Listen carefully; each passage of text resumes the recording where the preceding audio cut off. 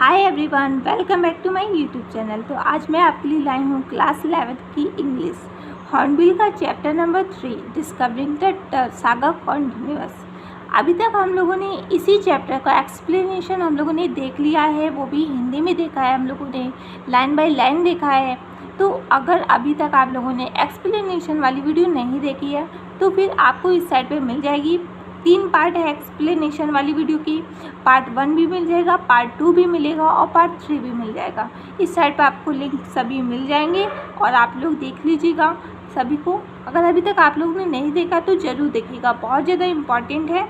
और उसके बाद ही आप लोग इस पार्ट 4 को देखिएगा। और आज मैं आपके साथ आपको शॉर्ट क्वेश्चन आंसर वाली वीडियो शेयर कर रही हूँ। शॉर्ट क्वेश्चन आंसर आपको आज पढ़ाऊँगी कि कौन कौन से शॉर्ट क्वेश्चन आते हैं और किस तरह से शॉर्ट क्वेश्चन आंसर बनते हैं एग्ज़ाम में। तो मैं इतने सारे शॉर्ट क्वेश्चन आंसर लाई हूँ कि इनमें से कोई ना कोई ऐसा क्वेश्चन ज़रूर होगा जो आपके एग्ज़ाम में पूछा जाएगा। और अलग अलग टाइप के क्वेश्चन आंसर हैं। तो जल्दी से हम लोग स्टार्ट करते हैं। लेकिन सबसे पहले अगर आप हमारे चैनल पर नए हैं तो प्लीज़ हमारे चैनल को सब्सक्राइब करें, वीडियो को लाइक करें, शेयर करें और कोई भी क्वेश्चन हो तो प्लीज़ कमेंट करें, क्योंकि हमारे चैनल पे आपको क्लास 11 की इंग्लिश से रिलेटेड जितनी भी वीडियोज़ हैं सारी वीडियोज़ मिलेंगी और वो सारी आपके लिए बहुत ही ज़्यादा हेल्पफुल होगी। ओके, तो अब हम लोग अपना टॉपिक स्टार्ट करते हैं। Let's start our topic. Short question answer है हमारा क्वेश्चन नंबर 1, हु वाज टट, यानी कि टट कौन थे। What new name did he take on and why, और उन्होंने अपना नेम क्या बदल लिया और क्यों बदला अपना नेम। तो टूटन आंसर है हमारा टूटनखामेन और Tut was the last year ruler of a powerful family that had ruled the Egyptian empire of centuries. जो टूटनखामेन थे या फिर उनको टट के नेम से भी जो लोग जानते हैं वो कुछ भी बोलो, टूटनखामेन बोलो या फिर टट बोलो, कुछ भी बोलो उन्हें, वो एक शक्तिशाली परिवार के अंतिम शासक थे, अंतिम उत्तराधिकारी थे। उनके परिवार ने इजिप्ट का जो साम्राज्य था उस पर काफ़ी दशकों तक उन्होंने राज्य किया था। His life and death both are wrapped in mystery, और उनकी जो उनका जन्म और मृत्यु दोनों ही एक रहस्य में लिपटे हुए थे। He took on a new name, वो अपना नेम चेंज करके एक नया नाम रखते हैं टूटनखामेन। एग्ज़ाम में बहुत बार पूछा जाता है कि उनका क्या नेम था, उन्होंने क्या अपना नेम बदल के क्या रख लिया। तो इस चीज़ को याद रखिएगा कि उन्होंने अपना नेम टूटनखामेन रख लिया था अपना नेम। और इसका मीन्स होता है लिविंग इमेज ऑफ आमुन, यानी कि आमुन की छवि या फिर आमुन की तरह जीने वाला। ठीक है, because he again started the worship of आमुन the ancient God. मिस्र के एक बहुत ही प्राचीन देवता थे, मिस्र के प्रमुख देवता आमुन थे। उनकी पूजा पाठ को बढ़ावा देने के लिए जो किंग टट थे उन्होंने अपना नेम टूटनखामेन से चेंज करके टूटनखामेन रख लिया था। ठीक है, अब हमारा नेक्स्ट सेकंड क्वेश्चन है, when did Tut die, king Tut की मृत्यु कब हुई। Where was he laid to rest, और उन्हें किस जगह पे कहाँ पे दफनाया गया। When was his mummy discovered, और उनकी जो मम्मी थी वो कब उसकी खोज हुई। ठीक है, तो अब हमारा आंसर है टट died more than 3300 years ago. King Tut की जो मृत्यु हुई थी लगभग 3300 साल पहले हुई थी। He was young ruler who was perhaps done to death only after 9 years of reign. लगभग 9 सालों के शासन के पश्चात ही उनकी काफ़ी आकस्मिक रूप से उनकी मृत्यु हो जाती है, और वो एक काफ़ी कम उम्र के शासक थे। He was laid to rest 26 feet below in a top in the valley of the kings in Thebes. Thebes में राजाओं की घाटी के नाम से एक घाटी प्रसिद्ध थी। तो उसी घाटी में वहाँ पर एक मकबरा था। उसी मकबरे में 26 फीट नीचे उनका जो कॉफिन था, उनका जो मम्मी थी उसको दफनाया गया था। His mummy was discovered in 1922 by Howard Carter. उनकी मम्मी को उनकी जो किंग टट का जो शव था हावर्ड कार्टर ने 1922 में खोजा था। नेक्स्ट क्वेश्चन है हमारा, when was Tut dead body subjected to city scrutiny and why, यानी कि किंग टट की जो डेड बॉडी थी उसको सिटी स्कैन कब किया गया था और क्यों किया गया था? तो आंसर है हमारा king Tut body was discovered and freed from the hardened resin 1922। King Tut की बॉडी को 1922 में खोजा गया था और उनकी बॉडी एक कॉफिन से चिपक गई थी। क्यों चिपक गई थी? क्योंकि उनके शरीर में एक तरह का लेप लगा हुआ था चिकना, जो कि वो बहुत ही ज़्यादा ठोस हो गया था और इसी वजह से वो बहुत ज़्यादा ठोस हो गया था, उसको उन दोनों चीज़ों को अलग अलग करना था, इस वजह से उसका सीटी स्कैन किया गया। सिंस और ये भी कब हुआ? ये भी इस वजह से हुआ जब 1922 था, उसी टाइम पर ऐसा हुआ। ठीक है। Since the king had died young and unexpectedly, और जो किंग टट थे उनकी मृत्यु काफ़ी कम उम्र में और काफ़ी मतलब एक रहस्यमय तरीके से उनकी मृत्यु हुई। उनकी मृत्यु कैसे हुई इसके बारे में कभी किसी को कुछ भी नहीं मालूम चला। His body was subjected to X-ray and CT scan in 2005 to ascertain the cause of his death. उनकी आकस्मिक रूप से जो मृत्यु हुई थी इसका कारण जानने के लिए सन 2005 में उनकी बॉडी का एक्सरे और सीटी स्कैन किया गया। नेक्स्ट क्वेश्चन है हमारा, who were called pharaohs? Pharaohs कौन थे? Where were they laid to rest, और उन्हें कहाँ पे दफनाया गया था? How many of their implied dead bodies have been counted so far, और जो भी मम्मी वगैरह थी यानी कि डेड बॉडीज़ जो थी वो उनकी कितनी संख्या थी या फिर उसे काउंट कैसे किया गया इसके बारे में पूछा जा रहा है। तो the ruler of Egypt in ancient time were called ferrous. प्राचीन मिस्र में जब भी जो भी व्यक्ति शासन करता था उसको फेरोस कहा जाता था। After their death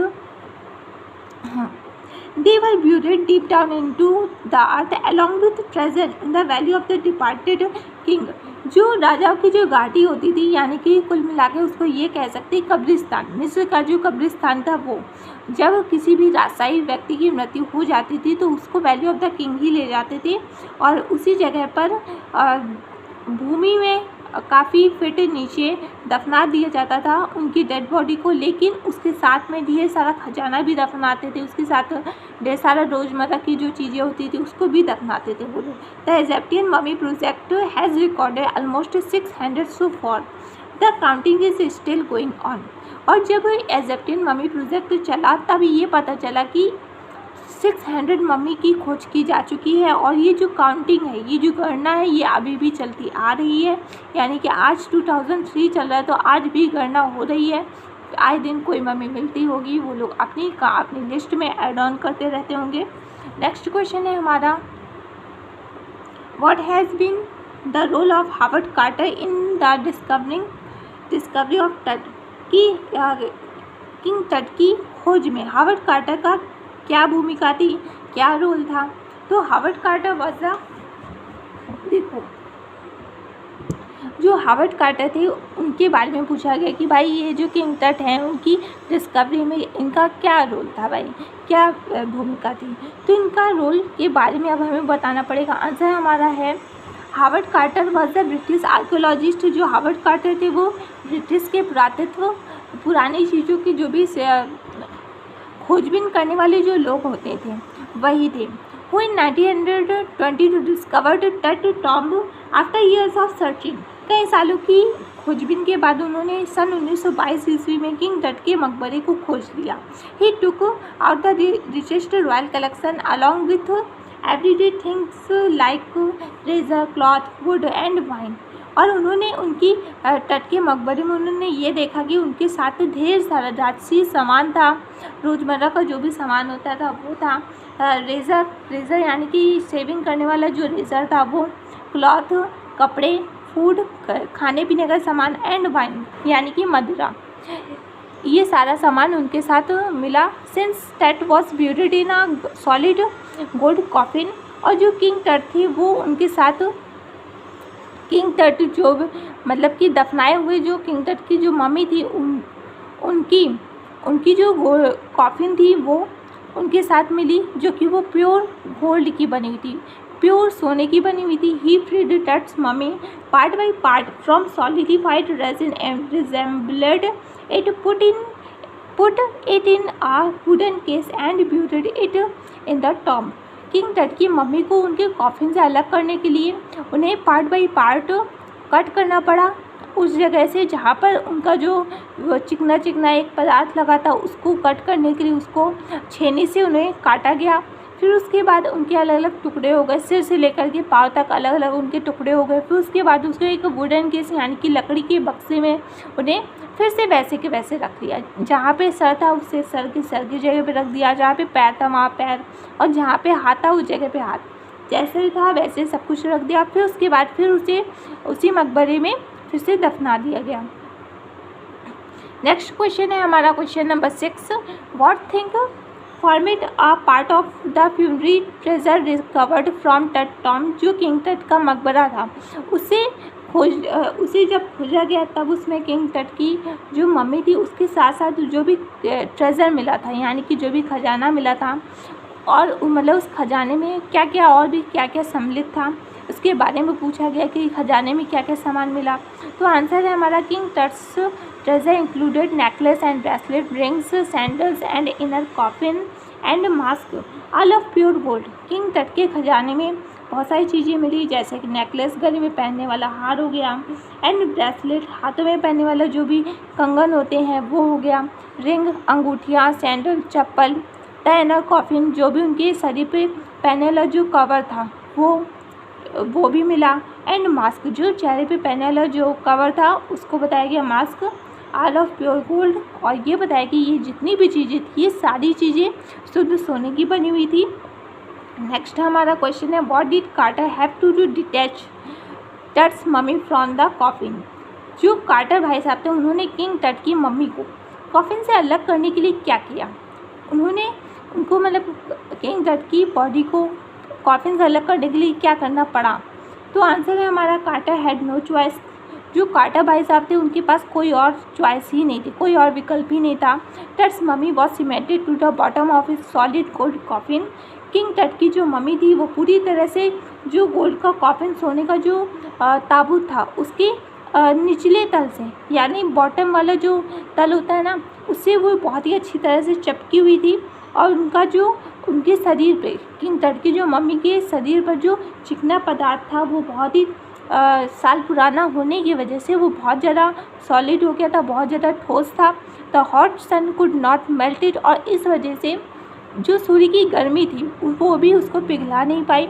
so chisel were used to cut away the resin beneath the limbs. और इसी वजह से उन्होंने किंग टट की मम्मी और ताबूत को अलग अलग करने के लिए किंग टट की मम्मी में जो भी चिकना पदार्थ लगा हुआ था उसको काटने के लिए उन्होंने छेनी का उपयोग किया।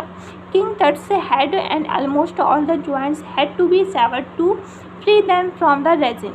और किंग टट के सर से लेकर के सारे जो भी जॉइंट थे ना उनको सब एक एक करके अलग करना पड़ गया। और उनका जो चिकना पदार्थ था उसको काटने के लिए इतना उनका मतलब सही के टुकड़े टुकड़े करने पड़ गए। और फिर अलग करने के बाद उसको एक अलग बक्से में रख दिया। मेरा क्वेश्चन है कि इन्होंने इस तरह का ये जो काम किया, एक ऐसे व्यक्ति का, एक इतना महान राजा था उसको छोटी छोटी टुकड़ों में अलग कर दिया, तो क्या ये करना सही था या फिर आपका क्या मानना है। मैं आपसे क्वेश्चन करती हूँ कि अगर आप होते तो आप क्या करते हैं, अगर आप हावर्ड कार्टर की जगह पर होते तो आपका क्या करना होता किंग टट की बॉडी को अलग करने के लिए। क्या आप भी इसी तरह से उसके टुकड़े टुकड़े कर देते हैं, एक ऐसे महान राजा की आप भी टुकड़े टुकड़े कर देते हैं, या फिर कोई और तरीका अपनाते, या फिर कुछ और भी कुछ आपके दिमाग में जो भी हो आप मुझसे शेयर कर सकते हैं। कमेंट बॉक्स में लिख के बताइएगा कि आप इस क्वेश्चन के बारे में आपका क्या आंसर हो सकता है, या फिर आप हावर्ड कार्टर की जगह पे होते तो आप क्या करते। ठीक है, तो इसके बारे में ज़रूर कमेंट करके बताइएगा कि आपका क्या सोचना है, आपकी कैसे विचार हैं। ठीक है, नेक्स्ट हमारा क्वेश्चन है, why were Egypt ancient Feroz buried along with treasure. जो प्राचीन मिस्र है, प्राचीन मिस्र के जो फेरोज थे उनको दफनाते समय उनके साथ खजाना क्यों रखा जाता था।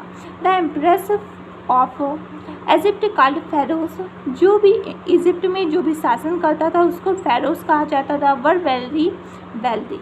और जो फ़ैरो होते थे वो मिस्र के जो राजा होते थे वो बहुत ज़्यादा धनी होते थे।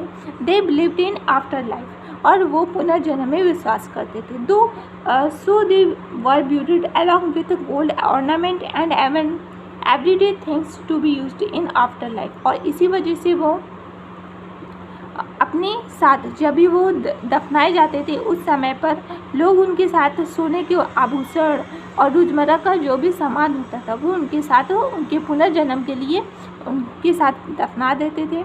नेक्स्ट क्वेश्चन है हमारा, what startling fact were revealed when a professor x-ray Tut's mummy. जब प्रोफेसर ने किंग टट की मम्मी का एक्सरे किया तब उन्होंने क्या खुलासा किया? आंसर है हमारा, an anatomy professor x-ray Tut's mummy in 1968 and revealed that the king's breastbone and front ribs were missing। जब एनाटॉमी प्रोफेसर ने किंग टट की मम्मी का एक्सरे किया, कब किया? 1968 में एक्सरे हुआ, और उन्होंने ये खुलासा किया कि किंग टट की छाती की हड्डियाँ और पसली की हड्डियाँ ये दोनों ही चीज़ें गायब हैं। अब हमारा नेक्स्ट क्वेश्चन है हमारा, what does CT scan do. सीटी स्कैनिंग क्या है? एंड नेक्स्ट क्वेश्चन है हमारा, when was it used in the case of टट एंड वाई। और किंग टट के केस में इसका यूज़ कब किया गया और क्यों किया गया? A CT machine takes hundreds of X-ray in cross section. जो सीटी मशीन होती है उससे बहुत सारी एक्सरे निकलती हैं, और जो एक्सरे होती है वो एक तरफ से दूसरी तरफ जाती हैं। जैसे कि ये मेरा हाथ है, और अगर मेरे हाथ का एक्सरे किया जाएगा और इधर से ढेर सारे एक्सरे निकलेंगी, इधर से जाएंगी और इधर से निकलेंगी, ठीक है। तो जो एक्सरे होती हैं वो किसी भी चीज़ को आर पार कर सकती हैं, फिर वो हमारा हाथ हो या फिर कोई भी मतलब किसी भी धातु की चीज़ हो, वो सभी चीज़ को एक तरफ से दूसरी तरफ जा सकती हैं, ठीक है। तो इसीलिए जो सीटी स्कैन की जो मशीन होती है वो उससे ढेर सारे एक्सरे निकलती हैं, और निकल कर के हमारी शरीर से एक पार से दूसरी पार हो कर के हमारा जो 3D स्ट्रक्चर होता है उसको बनाने में हेल्प करती हैं। इसीलिए बताया गया to create a 3 dimensional body, बताया गया हमारा 3 डायमेंशनल बॉडी का स्ट्रक्चर बनाने के लिए जो इतनी सारी एक्सरे निकलती हैं वो सारी काम आती हैं। Such scanning became necessary to know the age of Tut at the time of his death and also the cause of his death। उनकी मृत्यु के पीछे का क्या रीज़न है, उनकी मृत्यु क्यों हुई, या फिर किंग टट की मृत्यु जब हुई तब उनकी कितनी उम्र रही होगी, इन सभी क्वेश्चंस का आंसर जानने के लिए जो भी साइंटिस्ट थे, जो भी रिसर्चर्स थे, उन सभी लोगों ने उनका स्कैनिंग किया, और this diagnostic method was used in 2005 on टट। और ये जो डायग्नोस्टिक मेथड है ये किंग टट पर 2005 पर किया गया। नेक्स्ट क्वेश्चन है हमारा, king Tut death was a big event by royal standards by. जो किंग टट की मृत्यु थी वो एक बड़ी घटना थी राजसी स्तर से, मतलब कि एक रॉयल स्टैंडर्ड से देखा जाए तो एक बड़ी घटना क्यों थी भाई? उनकी सॉरी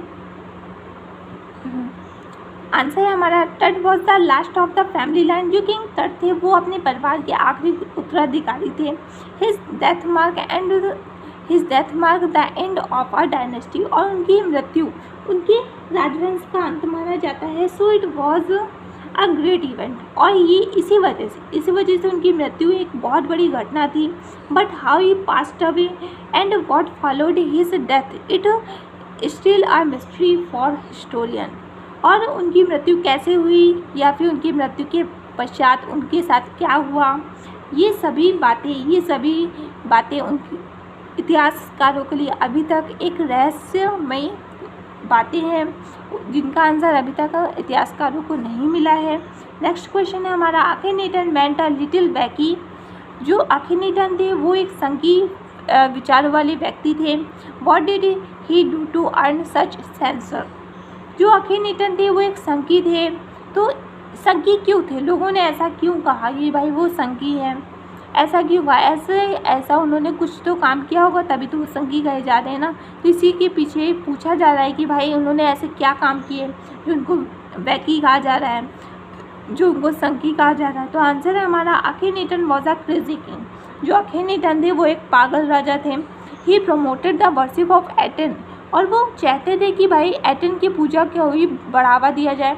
वो हमेशा एटन की पूजा को बढ़ावा देते थे। एटन यानी कि द सन गॉड, यानी सूर्य देवता। सो ही चेंज्ड हिज नेम, इसी वजह से वो अपना नेम चेंज कर देते हैं। He moved the religious capital from Thebes to the new city of Akhetaten. उन्होंने क्या किया, उन्होंने अपनी जो धार्मिक राजधानी थेब्स से हटा करके उन्होंने नई सिटी अखेटन को दे दिया धार्मिक राजधानी। He attacked Amun our major god, और उन्होंने अमुन देवता जो कि मिस्र के काफ़ी प्राचीन देवता थे, प्रमुख देवता थे, उस पर हमला किया। जो अमुन देवता थे उन पर हमला कर दिया। ही ब्रॉक अमुन इमेजेस, और उन्होंने जो अमुन देवता की जो मूर्तियाँ थी उनको तोड़वाई। एंड क्लोज्ड हिज टेम्पल, और उनकी जो भी मंदिर थे उनको भी बंद करवा दिए। All his socked the people, और उनकी ये सभी हरकतें लोगों के लिए शॉक्ड होने वाली चीज़ें थी, मतलब अचंभित होने वाली बात थी कि भाई कोई राजा हमारे साथ कोई ऐसा कैसे कर सकता है। भाई आपको पूजा करनी तो आप करो, भाई हमें जिसकी पूजा करनी होगी उनकी हम करेंगे। तो सही बात है कि जिसका जो मन चाहे वो वैसे भगवान की पूजा कर सकता है, वो वैसे धर्म की पूजा कर सकता है, कोई किसी को रोक थोड़ी सकता है। तो इस तरह से ये जो काम किया उन्होंने, यही सब चीज़ें उनको एक वैकी बताती है, यानी कि वो उनको एक संकी बताती है। ठीक है, नेक्स्ट क्वेश्चन है हमारा, how did Tut undo all the whimsical activities of Akhenaten. जो अखेनेटन जो राजा थे उनके द्वारा जो भी किया गया काम था उसको किस तरह से किंग टट ने बदला, कैसे बदला। तो आंसर है हमारा टट, द बॉय किंग टट, यानी कि टट जो थे वो एक काफ़ी कम के राजा थे। soon changed his name to Tutankhamun because he restored the old tradition of worship Amun. He reigned for about 9 years and then died unexpectedly. और उन्होंने जो किंग टट थे वो बहुत ही कम उम्र के राजा थे, और उसी समय पे उन्होंने अपना नेम चेंज करके तुतनखामुन रख लिया, क्योंकि वो चाहते थे कि जो भी हमारे प्रमुख देवता हैं अमुन, उनकी पूजा को बढ़ावा दिया जाए। इसी वजह से उन्होंने पूजा को बढ़ावा दिया। ही रेंड, और उन्होंने 9 सालों तक शासन भी किया मिस्र पे, और फिर अचानक से उनकी आकस्मिक रूप से उनकी मृत्यु हो जाती है, जो कि इसके बारे में किसी को भी नहीं पता। नेक्स्ट क्वेश्चन है हमारा, what was considered to be the curse of the pharaohs when Tut's mummy was being scanned. जब किंग टट की मम्मी को स्कैन किया गया तब फेरो का क्या शाप था, क्या अभिशाप था, इसके बारे में। तो आंसर है हमारा, Tut's mummy was believed to be the protected by the winged goddess. So when it was being scanned, dark cloud raised across the sky and strong wind started blowing, stirring up the sand of the desert. The machine would not work for 20 minutes because of sand in a cooling fan. A god said jokingly that it was the curse of the pharaohs. जो king Tut की mummy थी, उन लोगों को विश्वास था कि king Tut की मम्मी की परियां सुरक्षा कर रही हैं, ऐसा लोगों का मानना था। लोग अंधविश्वासी टाइप के थे थोड़े, इस वजह से जो जब किंग टट की मम्मी का स्कैन किया गया तब जिस जगह पे स्कैनिंग हो रही थी उस जगह पे ढेर सारे काले बादल आ जाते हैं, जो हवा थी वो बहुत तेज़ी तूफ़ानी हो जाती है, जो रेत है वो भी उड़ने लगती है, और जो मशीन थी वो 20 मिनट के लिए बंद हो जाती है क्योंकि उसकी कूलिंग फैन में रेत चली जाती है। और उसी वजह से तभी एक गॉड कहता है एक मजाकिया अंदाज में, लेकिन अंदर से डरता भी है कि ऐसा ना हो कि राजा का सांप हो, और वो मजाकिया अंदाज में कहता है कि कर्स ऑफ द फेरोस, यानी कि ये राजा का अभिशाप है, राजा हम लोग को मार देंगे, मतलब इस तरह से अंधविश्वास था वो भी। तो ये था, ठीक है। ये हमारा 14 क्वेश्चन मैंने आपको बताया शॉर्ट क्वेश्चन आंसर के, और आई होप कि आपके एग्ज़ाम में कोई ना क्वेश्चन ऐसा ज़रूर होगा जो आपके एग्ज़ाम में पूछा जाएगा और आप लोग 100% आप लोग करके आओगे, ठीक है। तो आज के लिए बस इतना ही, फिर मिलेंगे लॉन्ग क्वेश्चन आंसर वाली वीडियो के साथ पार्ट 5 के साथ, ठीक है।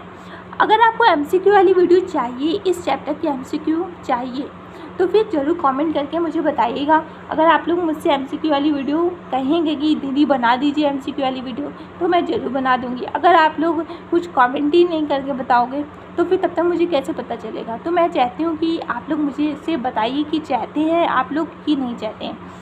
आप लोग चाहते हैं MCQ वाली वीडियो तो फिर बताइएगा, अगर नहीं चाहते हैं तो भी बताइएगा।